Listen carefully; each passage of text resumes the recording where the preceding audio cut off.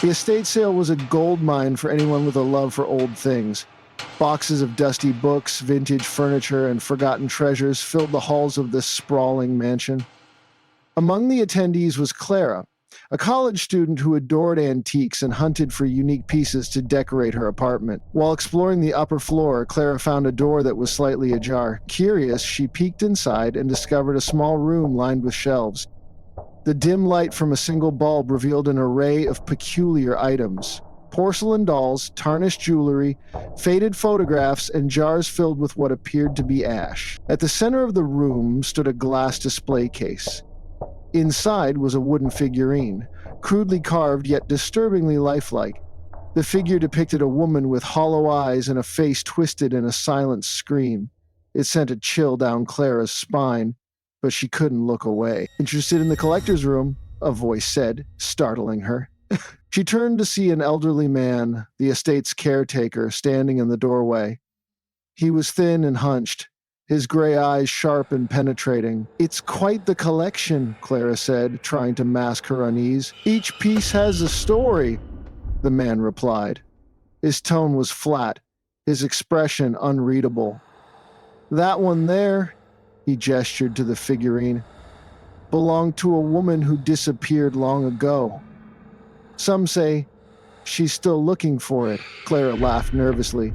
You mean this is cursed?" The man didn't smile. Despite the warning, Clara couldn't resist. The figurine's eerie charm had gripped her, and she purchased it for a bargain price. She brought it home, placing it on her bookshelf. It became a conversation starter with friends, its unsettling appearance always drawing attention. But strange things began to happen. That night, as Clara was brushing her teeth, she noticed something odd in the bathroom mirror. Behind her, the bookshelf was visible through the open door. The figurine was there, but its position seemed different. She dismissed it as her imagination, but the next morning it was undeniable.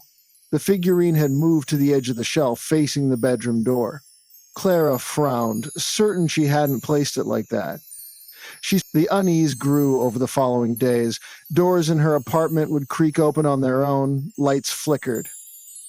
And always the figurine seemed to shift slightly when she wasn't looking. One night, Clara woke to the sound of whispering. It was faint but unmistakable, a chorus of voices speaking in hushed tones.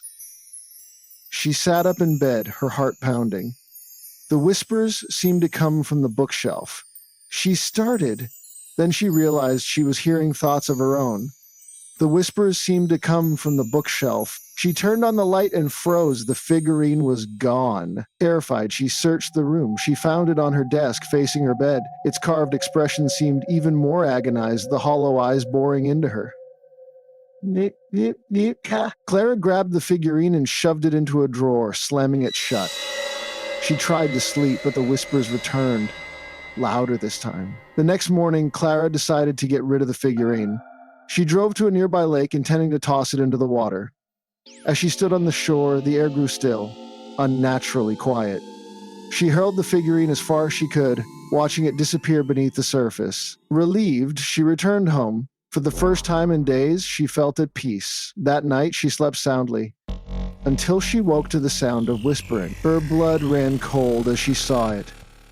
The figurine was back, sitting on her bedside table. Paralyzed with fear, Clara couldn't look away as the shadows in her room began to shift. The whispers grew louder, forming words she couldn't understand.